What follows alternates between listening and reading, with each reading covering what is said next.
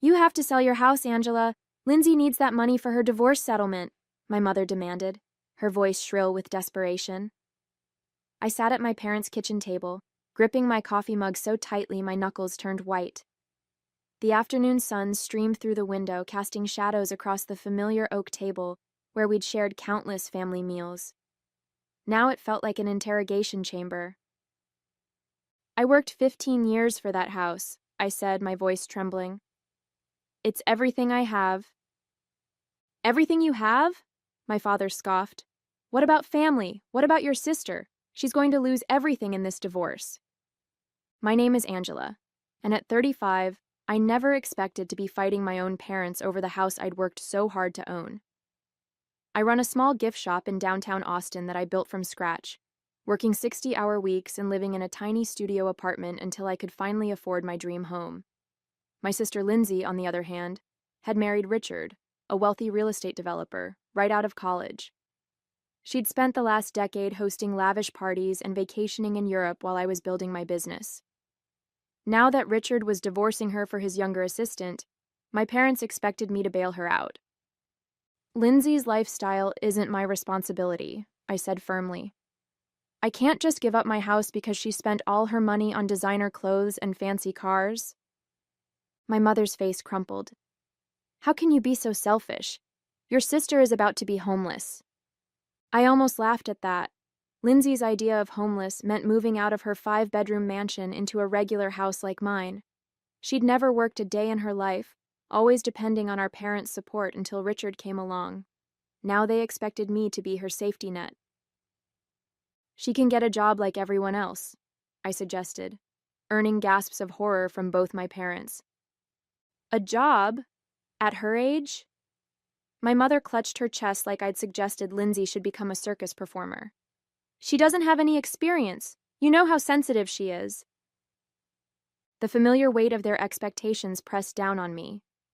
Ever since we were kids, I'd been the responsible one, the steady one, while Lindsay was too delicate for real life. Now, after years of finally building something for myself, they wanted me to give it all up for her again. Growing up, my parents had always treated Lindsay and me differently. While I worked summer jobs and saved for college, Lindsay got new cars and unlimited credit cards because she was too artistic for mundane concerns. When I started my business, maxing out my credit cards and working day and night, my parents called it my little hobby. But when Lindsay wanted to become an interior decorator for wealthy clients, mainly her friends from the country club, they paid for an elaborate office and marketing campaign. The business lasted 3 months before she got bored. I thought about all the times I'd stepped aside, letting Lindsay take center stage. The family vacation funds that went to her spring break trips because she needed the experience for her social development. The college money that paid for her semester abroad while I worked 2 jobs to cover my tuition. Even my graduation party turned into an engagement celebration when Lindsay announced Richard had proposed. Remember how much we helped you with your shop? My father's voice cut through my memories. We co-signed your first lease. I took a deep breath. You co-signed because the landlord was your golf buddy and you got a great deal. I never missed a payment. That's not the point, my mother interjected. We're family. We support each other. Lindsay supported you too. She told all her friends about your shop.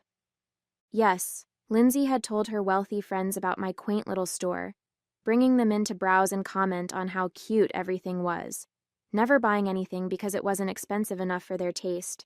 She'd even suggested I sell the business and come work as her personal assistant once she married Richard. You're so good with details, she'd said, like my dream was just a stepping stone to serving her. The shop had survived because of my regular customers, middle-class women who appreciated unique, affordable gifts. I'd built relationships with local artisans, carefully curated my inventory, and created a warm, welcoming space that reflected my vision, not Lindsay's idea of what it should be. I can help Lindsay find an apartment, I offered. I can help her update her resume, but I won't sell my house. My parents exchanged a look I knew too well, the one that meant they weren't done pushing. My mother's lips tightened into a thin line, and my father's fingers drummed against the table. They had something else planned, And knowing them, it wouldn't be good. My father leaned forward, his voice dropping to that quiet tone he used when delivering ultimatums. Angela, there's something you should know. Your mother and I have been talking to Aunt Patricia about that summer you stayed with her during college. My blood ran cold. That summer, I'd caught Aunt Patricia's husband embezzling money from their family business. He'd begged me to keep quiet, promising to pay it back. I'd agreed, young and scared, watching from a distance as he eventually returned the money through profitable investments. Only my parents knew the truth, or part of it. What about it? I asked, trying to keep my voice steady. We've been thinking about how devastating it would be for Cousin James to learn about his father's situation, my mother said delicately, especially now that he's running for city council. The threat hung in the air like smoke. They would twist the story, make it seem like I'd helped cover up the crime. James would believe them. He always did. My reputation, my business, everything I'd built could be ruined. You wouldn't, I whispered, but I knew they would. They'd do anything for Lindsay. We don't want to, my father said softly. You're our daughter too. We love you. But Lindsay needs this. She's not strong like you. She can't handle being poor. The word too echoed in my head. You're our daughter too. Always second, always the afterthought. I stood up, my chair scraping against the tile floor. You know what? Go ahead. Tell everyone. But first, maybe we should talk about those property deals you helped Richard make, Dad. The ones that somehow always got approved even when they violated zoning laws. My father's face paled. How did you... I have friends at City Hall. They keep records. Really interesting records. I pulled out my phone, showing him the emails I'd collected over the years, just in case. And Mom, should we discuss the real reason Lindsay's last business failed? The missing investor money that mysteriously ended up in her personal account? My mother's hands began to shake. We were protecting her. No, I cut her off. You were enabling her. And now you want to destroy me to protect her again. Well, not this time. I grabbed my purse and headed for the door, my heart pounding but my mind clear. For the first time in my life, I was done being the responsible one, the one who kept quiet and played along. They'd pushed me too far, and now they'd learn exactly how strong I could be. The next week crawled by in a blur of angry phone calls and text messages. Lindsay showed up at my shop 3 times, crying in front of customers about how I was destroying our family. My parents called every relative in their contact list, trying to pressure me through guilt and manipulation. But they didn't mention Aunt Patricia's husband. My evidence had backed them into a corner. Then my mother called with an invitation that was really a demand. We're having a family dinner on Saturday. Everyone will be there. Aunt Patricia, Uncle Robert, James, all the cousins. We need to resolve this as a family. I knew what they were planning. They'd gather everyone, paint me as the selfish daughter refusing to help her poor sister, and pressure me into submission through sheer force of family disapproval. They'd done it before, but never with these stakes. I spent the next few days preparing. I gathered bank statements showing every loan payment I'd made without help. I collected emails documenting Lindsay's failed businesses and the money our parents had poured into them. I even had photos of the apartment I'd lived in while building my shop, a stark contrast to Lindsay's mansion bought with Richard's money. When Saturday arrived, I dressed carefully in a simple black dress and pearls, the ones my grandmother had left me, not the designer jewelry Lindsay usually wore. I walked into my parents' house to find exactly what I'd expected. Every relative within a 100-mile radius all wearing expressions of concern and disappointment. Oh, Angela, Aunt Patricia hugged me stiffly. We're so worried about you, dear. This isn't like you being so stubborn. I smiled politely, noting how she avoided meeting my eyes. Behind her, James stood with his campaign manager, an interesting choice for a family dinner. My mother had positioned Lindsay at the center of the living room, dabbing her eyes with a monogrammed handkerchief while relatives patted her shoulder. Before we eat, my father announced once everyone had arrived, We need to discuss something as a family. Angela, your behavior lately has been concerning to all of us. I felt the weight of 24 pairs of eyes turn to me. This was their power play, public shame as a weapon. My mother stepped forward, ready to deliver the speech I knew she'd practiced all week. Actually, I interrupted, my voice steady. I have something to share first. I've prepared a presentation about family, responsibility, and the truth about the past 10 years. I pulled out my tablet, watching my parents' faces shift from confidence to fear. They hadn't expected me to fight back. Not here, not like this. But I wasn't their compliant daughter anymore. I connected my tablet to the TV screen, the same one where we'd watched countless family slideshows and holiday movies. Let's start with some numbers, I said, pulling up my first document. This is what I paid for my house, $280,000, and here's my mortgage history, showing every payment I made myself. Angela, my mother warned, but I continued. And here are Lindsay's bank statements from her interior design business. The screen showed transactions flowing from the business account to Nordstrom, Saks, and luxury car payments. Notice how the investor money, $175,000 in total, disappeared within 3 months, none of it spent on actual business expenses. Lindsay jumped up. Those were business clothes. I had to look professional. And this, I swiped to the next document, is Dad's email exchange with Richard about the Henderson property deal. The one that magically got rezoned after thousands of dollars in consulting fees changed hands. The campaign manager stepped forward, suddenly very interested.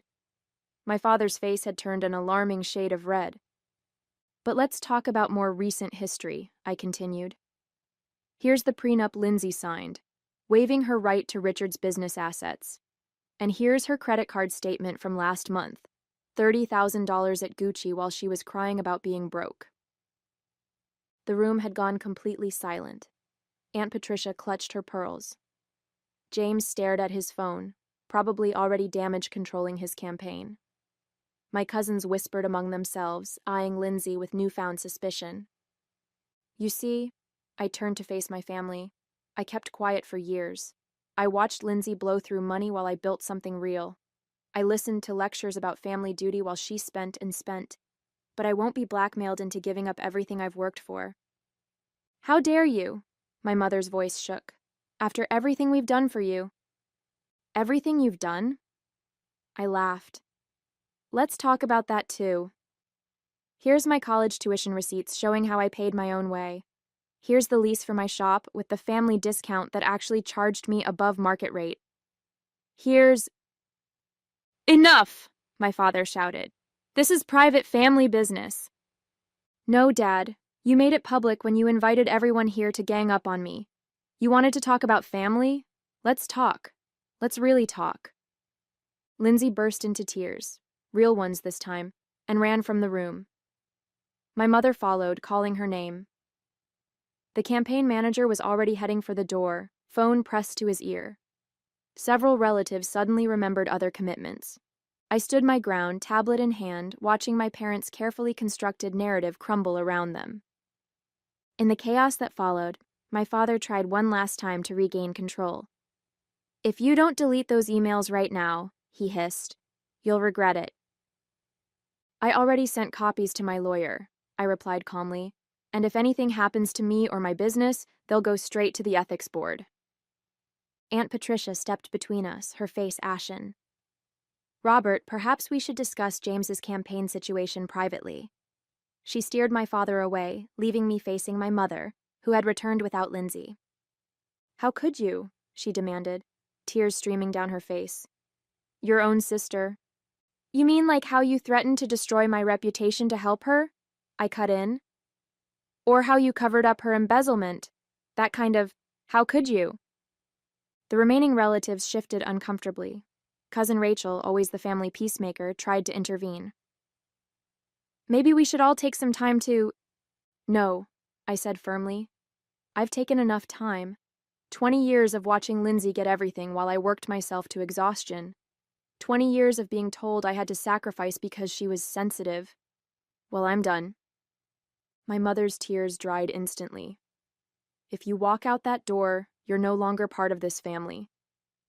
I looked around the room, at the family photos where Lindsay always stood front and center, at the wall of achievements displaying her certificates and awards, while mine gathered dust in a box somewhere, at the faces of relatives who had always taken her side without question. You know what, Mom? I haven't been part of this family for a long time. I was just the ATM you kept in reserve for when Lindsay needed bailing out. That's not true, she protested, but her voice wavered. Then name one time you stood up for me instead of her. One time you put my needs first. The silence that followed was deafening. That's what I thought. I gathered my things, feeling lighter with each step toward the door. Behind me, I could hear my mother starting to spin the story already. Poor Lindsay, horrible Angela, ungrateful daughter. But it didn't matter anymore. The truth was out, and I was free. Angela, my father called as I reached the door. When you've calmed down, don't call me, I said without turning around. Don't come to my shop. Don't contact me at all. I mean it. I walked out into the evening air, taking my first deep breath in what felt like years. My phone buzzed with messages, probably relatives choosing sides already, but I ignored it. I had protected what was mine, and that was all that mattered. The weeks following the family confrontation were both challenging and liberating. I changed my phone number, blocked family emails, and focused on my business. My shop had always been my sanctuary, but now it felt even more like home. My regular customers noticed the change in me. I stood taller, smiled more easily, stopped apologizing for things that weren't my fault. Lindsay made one last attempt to reach me, showing up at closing time with puffy eyes and a designer handbag that probably cost more than my monthly mortgage payment. I had to sell my Mercedes, she sobbed. I'm living in a 2-bedroom apartment like some kind of peasant. You're living like a normal person, I corrected her, continuing to count the day's receipts. Millions of people do it every day. But I'm not like other people. She collapsed into one of my display chairs, the vintage ones I'd refinished myself. Mom and Dad can't help anymore. The bank is asking questions about the business loans. Everything's falling apart. For the first time, I looked at my sister, really looked at her. Despite the expensive clothes and perfect makeup, she seemed smaller somehow. Less like the golden child who could do no wrong, and more like someone finally facing reality. Get a job, I suggested, not unkindly. Start small. Learn to manage money. Grow up. A job? She said it like I'd suggested she try living on Mars. I don't have any skills. Then learn some. Take classes. Do what everyone else does. She stared at me for a long moment, then her face hardened. This is all your fault. If you just sold your house... Get out! I pointed to the door. And don't come back. That was the last time I saw her. Through the grapevine, I heard she'd moved in with our parents, who were now struggling with their own financial problems. The scandal had forced my father to retire early, and several of his business deals were under investigation. My mother had to cancel her country club membership, a tragedy she made sure everyone knew about. Meanwhile, I threw myself into expanding my business. I hired 2 part-time employees, started an online store, and began hosting craft workshops that quickly became popular. Every success felt like a vindication, proof that I'd made the right choice in standing up for myself. The most surprising support came from Aunt Patricia. She sent me a letter, handwritten on her expensive stationery, thanking me for keeping her husband's secret all those years ago and apologizing for not seeing how Lindsay and my parents had treated me. You were always the strong one, she wrote, but that doesn't mean you deserve to carry everyone else's burdens. Her words hit home. I had been strong, too strong for too long. I'd let my family take advantage of that strength, twist it into an obligation to fix their problems. Breaking free wasn't weakness. It was finally having the courage to use my strength for myself. In the following months, I discovered what real freedom felt like. I redecorated my house, painting walls and replacing furniture that I'd chosen to please my mother's taste rather than my own. I joined a business owners group, making genuine friendships with women who celebrated my successes instead of trying to diminish them. The family drama didn't completely disappear. Relatives still tried to play peacemaker, sending messages about how my parents were lost without me, and how Lindsay was struggling to adjust. Some implied I was being cruel, holding on to a grudge when family should forgive and forget. But there was nothing to forgive. I wasn't angry anymore. I was just done. Done with the manipulation, done with the guilt, done with being the responsible one who had to fix everything. My cousin Rachel visited the shop one day, trying to convince me to attend the upcoming family Christmas gathering. "Lindsay's really changed," she insisted. "She's working as a receptionist now, a real job, and your parents miss you so much." "They miss having someone to solve their problems," I replied, arranging a new display of handmade candles. "They haven't tried to understand why I left or apologize for what they did. They just want things back to normal." "But that's how family works," Rachel argued. "We forgive each other." "No, that's how toxic families work. They hurt you, then demand forgiveness without changing anything." I handed her a candle, one of my best sellers. "Here, on the house, but please stop trying to fix things that aren't broken. I'm happier now." And I was. My business had its best year ever. I started dating again, meeting men who weren't intimidated by my success or put off by my boundaries. I even bought an investment property, a small retail space next door to my shop that I could expand into when the current tenant's lease expired. The final test came when I heard Lindsay was getting married again, to a wealthy divorcee she'd met at a charity event. My mother made sure word got back to me about the upcoming wedding, probably hoping I'd offer to help with expenses. Instead, I sent a small gift with a card that read, "I wish you happiness and wisdom in your new life." The gift was returned unopened, with a note from my mother calling me petty and spiteful. I placed both the gift and the note in a box in my attic, a reminder of why I'd chosen this path. Then I went back to my shop, where a new shipment of inventory needed unpacking, and a class of aspiring entrepreneurs was waiting to learn about small business management. "Your story inspired me," one of the students told me after class. "I've been letting my family talk me out of starting my own business for years. But if you could stand up to yours, maybe I can too." I smiled, recognizing my old self in her uncertain expression. "The hardest part isn't starting the business," I told her. "It's believing you deserve to succeed.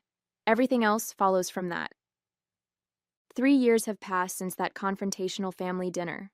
My shop has expanded into the space next door, and I've opened a second location across town.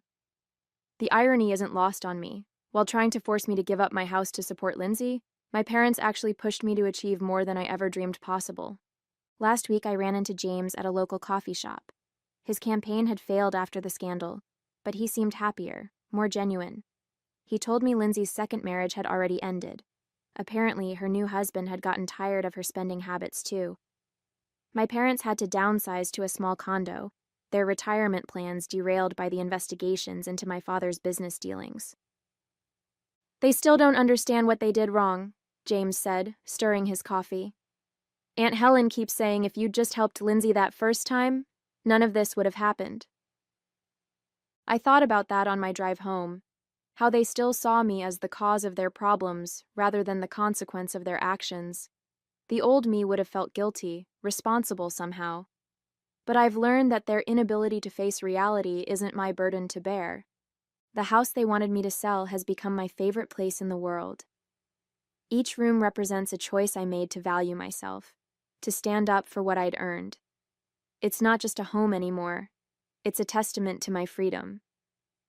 Sometimes I wonder what my life would be like if I'd given in to their demands that day. I'd probably be living in a small rental somewhere, watching Lindsay squander my sacrifice while my parents praised her for trying her best.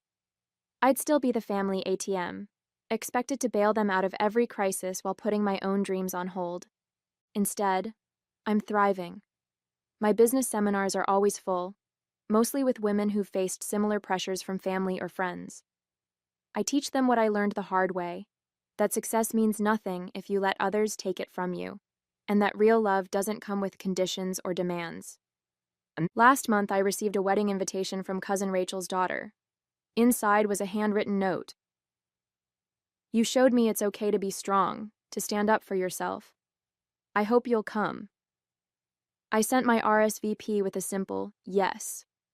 I'm not afraid of family gatherings anymore. They have no power over me now. The family that once tried to shame me into submission has lost their grip on my life. My parents and Lindsay are still stuck in their cycle of enablement and excuses, but I'm no longer part of it. I've built something better, a life where I can be proud of my strength instead of having it used against me. The house they wanted me to sell? I just finished renovating the master bathroom. Every morning, I look in that new mirror and see someone who finally learned to put herself first. And I've never felt more at home.